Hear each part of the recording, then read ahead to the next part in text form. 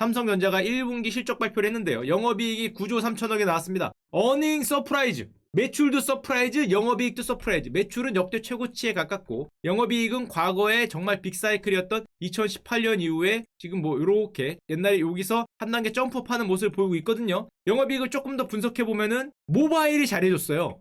이거 놀라웠어요. 모바일이 4조를 벌어요. 삼성전자는 반도체 회사라고 생각하잖아. 근데 실제로 구조 중에서 50%가 스마트폰이 벌어.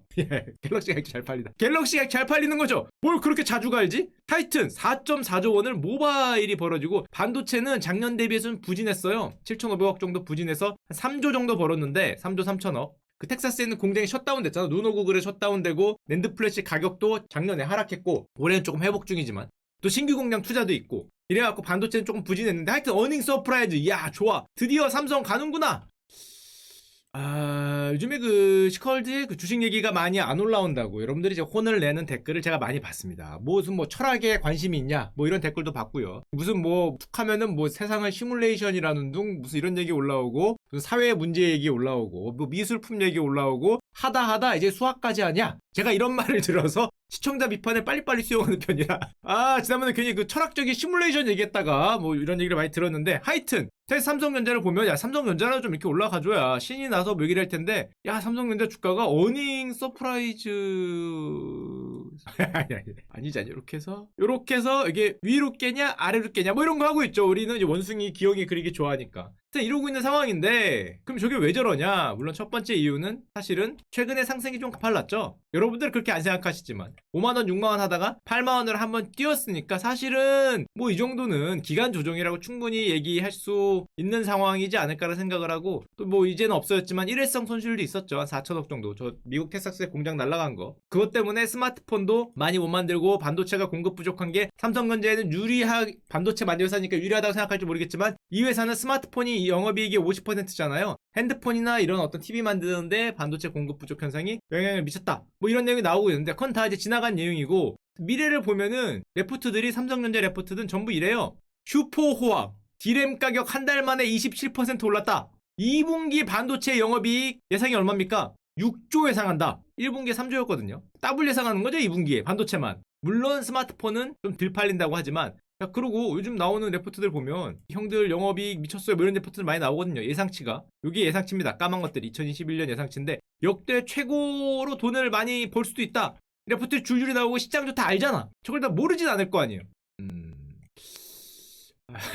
모르나? 모르나? 그래서 도대체 내 삼성전자는 왜 이 모양인가 조금 생각해보면 이런 게 있죠. 일단 삼성전자는 파운드리 경쟁의 한가운데 뛰어들었죠. 그리고 저 파운드리 경쟁하는 상대편이 미친놈이에요.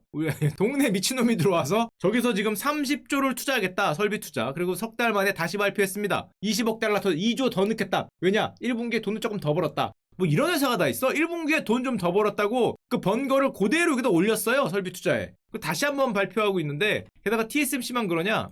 먼 나라 미국은 지난번에 보여드렸지만 인텔도 파운드리 22조 여기 심지어 고객이었는데 적으로 가고 있고 인텔 CEO는 지금 삼성전자의 주요 고객인 아마존, 구글, MS 이런 데들을 지들이 가져가겠다 뭐 이런 얘기도 하고 있죠. 게다가 우리나라 SK 하이닉스도 얼마 전에 발표했습니다. 파운드리에 우리도 뛰어들 것 같다. 물론 지금은 8인치짜리 일부 뛰어들지만은 앞으로 더 뛰어들 수 있을 것 같다. 하이닉스도 파운드리에 갈 수 있을 것 같다 이런 얘기를 하면서 내년 투자 일부를 올해 하반기에 당기겠다. 반도체가 호황이니까 서로 투자가 미쳐 돌아가고 있는데 삼성전자도 질 수 없으니까 지난 1분기에만 거의 10조를 넣었습니다. 한 분기에 시설 투자를 10조 하는 회사 한 분기에 10조를 투자할 수 있나 싶지만 이런 회사가 우리나라에 있죠. 한 분기에 시설 투자를 10조를 했는데 문제는 그래도 현금성 자산이 한 분기에 7조씩 늘어. 현금이 너무 많아요. 130조가 넘었어.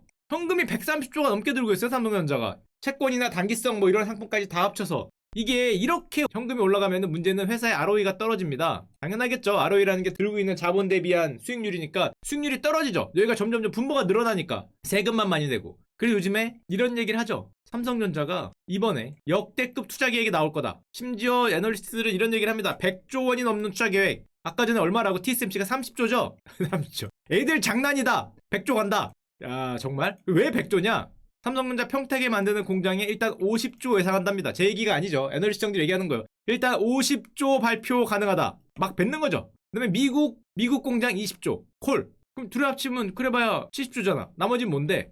초대박 한 방이 있다. M&A로 NXP 이거 차량용 반도체 만드는 회사인데 이 회사를 50조는 아닙니다. 지금 가격 70조 얘기 나오던데 70조에 살 수도 있다. 합치면은 100조가 넘는다는 거죠. 100조가 뭐야? 120조 넘겠네. 들고 있는 현금 몰빵한다는 건가? 자, NXP 같은 경우에는 지금 가격이 60조에서 70조까지 예상을 하고 있는데, 물론 삼성전자는 이런 방구도 얘기한 적 없습니다. 옆에 있는 사람들이 얘기하는 거예요. 돈이 너무 많고 삼성전자 사장님이 나와서 우리는 2, 3년 내에 M&A를 적극적으로 하겠다는 얘기를 하니까 가장 대상이 될 만한 거를 얘기를 하는 건데, 물론 저희가 차량용 반도체 회사이기 때문에 삼성전자하고 플러스 알파가 있냐, 둘이 합쳐서 뭐 이게 뭐 문제긴 하지만은, 게다가 저 퀄컴이 예전에 저 NXP를 50조에 샀어요. 사실은 2016년에 인수를 선언했습니다. 계약도 했어요. 계약금도 냈어. 2조.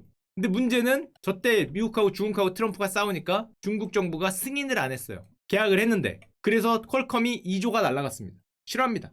퀄컴은 계약 2조 원을 날렸다. 집을 산다고 도장을 찍었는데 구청이 오케이를 안 했어. 야, 이 그 말이 돼? 구청이 오케이를 안 해서 위약금 2조 날라갔어요. 2조. 한 번 계약하면 2조입니다. 50조니까 70조가 되면 이거 3조 될 수도 있어요. 계약금 3조를 날렸던 적이 있는데, 그래서 실제로는 과연 저거를 살 수 있을까라는 생각은 하지만, 만약에 삼성전자가 그렇게 되면은 100조 원이 넘는 투자 계획이 나올 것인가? 100조 원이 미친 숫자인데 감이 없으실 것 같아서, 옛날에 미쳤다고 말한 소프트뱅크 비전 펀드가 100조 원이죠. 물론 이 아저씨는 다른 기업을 산 거고 저거는 내 시설에 투자하는 거긴 하지만 어마무지한 크기라고 할 수 있고, 게다가 지난 2월 달에 지난번에 얘기를 한번 드렸지만 바이든 대통령이 반도체 배터리 공급망을 점검하는 행정명령을 내렸다는 걸 2월 달에 말씀드렸잖아요. 행정명령이 나왔다고 끝이 아니라 저 행정명령이 뭐냐면은 공급망을 검토하는 행정명령이에요. 100일간 검토입니다. 검토한 다음에 6월에 뭔가를 발표하겠다는 거잖아. 한마디로. 그래서 지금 6월 달에 뭔가 나온다는 게 시장의 대체적인 의견이에요. 이제 검토 끝났을 거니까. 2월 달에 검토해서 6월 달에 결과가 나오니까 6월 달에는 분명히 대중국 관련해서 강력한 반도체 제재안이 아마 나올 거다라고 사람들은 생각을 하고 있고, 그 6월 달에 나오기 전에 지난 4월에 백악관에서 반도체 긴급회의 했죠. 삼성전자도 갔잖아요. 미국에 있는 유망한 뭐 인텔이나 이런 데 기업하고 다 포함해서 삼성전자가 들어갔는데, 이때 미국 바이든 대통령이 이런 얘기를 했다 그럽니다. 당신들이 어디에 투자하느냐에 달렸다. 이런 얘기를 했다는데, 제가 보기에는 가로 열고 네 운명이 뭐 아니면 네 목이 이런 게 아니었을까. 너희들이 어디에 어떻게 투자하냐에 네가 달렸다라는 얘기를 했다고 합니다. 그러면서 이렇게 했대요. 이게 진짜입니다. 그때 사진입니다. 저 동그란 파 딱 들고 니들이 이거를 어디서 만들지 네 목이 달렸다 이거죠? 중국에 만들면 안 될까요? 그럼 아마 저걸로 이렇게 내려치지 않을까요? 어디서? 세계에서 제일 힘센 사람이죠. 표도로보다 세다 아저씨가 저걸 들고 어디에 할 거냐에 네가 달렸다 이런 얘기를 했다고 합니다. 그러면서 저 바이든 형이 중국은 공격적인 계획을 갖고 있고 미국이 기다려야 할 일이 없으니까 알아서 얘기를 해라. 그리고 저 회의가 끝나고 저기 참석했던 기업들이 모두 나온 다음에 한마디씩 했어요. 자기 SNS 이런 걸 통해서. 땡큐 바이든. 뭐가 땡큐냐? 기회를 줘서. 여기 초대 안 하고 날려버릴 수도 있죠. 너 빼고. 공급망에서 너 빼고 할 수 있는데, 이런 기회를 줘서 내가 공장을 만들 수 있는, 내가 투자할 수 있는 기회를 줘서 너무 감사합니다. 여기에 안 들어가면은 목이 날아갈 수가 있는 거니까. 삼성전자도 했어요. 트위터를 통해서. 이런 대화의 기회를 준 바이든에 감사하다. 감사해야죠. 빼면 어떡할 건데. 게다가 삼성전자나 SK하이닉스 모두 중국에 공장이 있거든요. 만약에 저기를 막는다면 6월 달에 뭔가 대책이 나올 것 같은데, 물론 우리나라도 대통령이 방미하죠. 한미 정상회담을 하기 때문에 이거 끝난 다음에 뭐가 나오지 않을까 생각을 하는데, 재밌는 건 저기에 갔던 TSMC가 우리나라도 마찬가지인데 중국도 가만히 안 있을 거야. 야, 우리나라에도 투자해라. 우리나라에 투자해라. 분명히 중국도 이러고 얘기를 하고 있을 텐데, 그때 TSMC가 중국의 투자 계획을 발표했습니다. 실화입니다. 중국의 반도체 대규모 투자 계획을 발표했어요. 3조 원. 대규모라고 하기엔 좀 근데 마뜩 차는 중국이 별로 마음에 안 든대. 왜?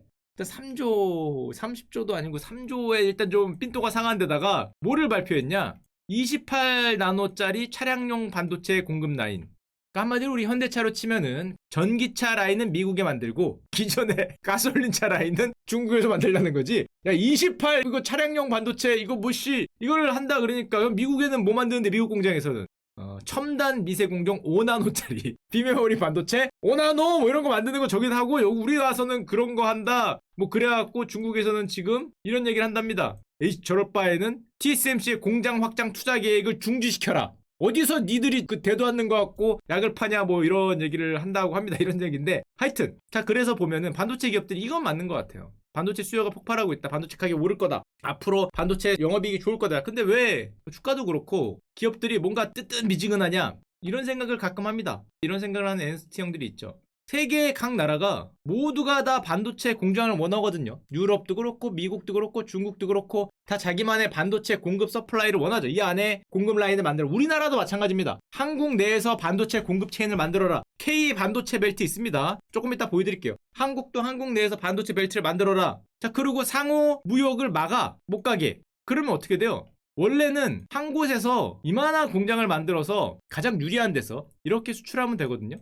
근데 지금은 여기도 만들어야 되고 똑같은 걸 여기도 만들어야 되고 여기도 만들어야 되고 여기도 만들어야 돼요. 그리고 여기를 막겠대. 야, 그러면은 반도체 생산 기업들 굳이 삼성전자 빼고도 이게 유리한 일인가? 멱살 잡고 오는 거 아니야. 바이든 아저씨가 불러서 아까 전에 이거 보였죠. 파리채를 휘날리면서 니들이 어디에 이걸 만지에 따라서 니들 목이 달렸다 이러면서 과연 니들이 이걸 흔들고 있으면 이게 반도체 생산 기업 입장에서 이건 다 만들어야 되거든요. 뭐 유럽에 안 팔 거야? 중국에 안 팔?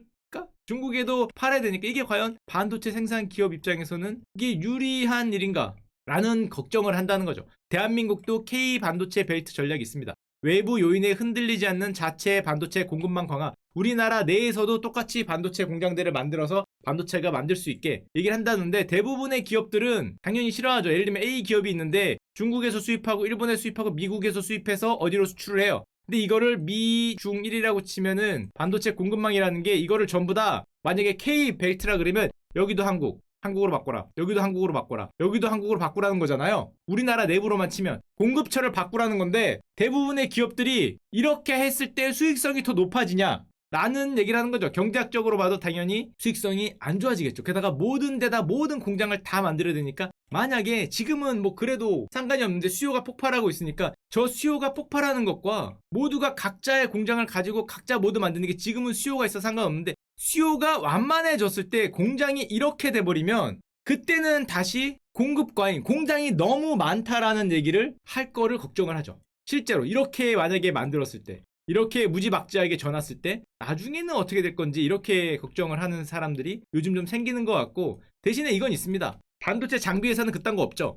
예. 여기는 놓았습니다. 야, 여기는 옛날에 공장 하나인데 얘들이 미쳤거든요 지금. 공장이 똑같은 게 아니라 이거를 4개를 만든대. 뭐 이런 식으로. 여기는 뭐 빠꾸 없어요. 여기 빠꾸 하나 만들 것도 지금은 뭐 4개를 만들다고 저러고 있으니까 자, 뒤가 없이 올라가고 있고 삼성전자 같은 경우는 아마 올해 실적 굉장히 좋을 것 같은데 과연 이렇게 삼성전자로서는 넘을 수 없는 어떻게 정치적인 이슈가 들어가고 정말로 공장을 어쩔 수 없이 더 줘야 되는 상황에 가면은 어떻게 될까 뭐 이런 걱정들을 좀 많이 하고 있다 이런 생각이 많이 들고요. 물론 그럼에도 불구하고 제 생각에는 저도 가기를 간절히 견디며 뭐 걱정은 걱정이지만 뭐 나중에 하고 일단 실적이 뭐 2분기에 10조를 뭐 찍을 수 있다 이렇게 얘기를 하고 있죠.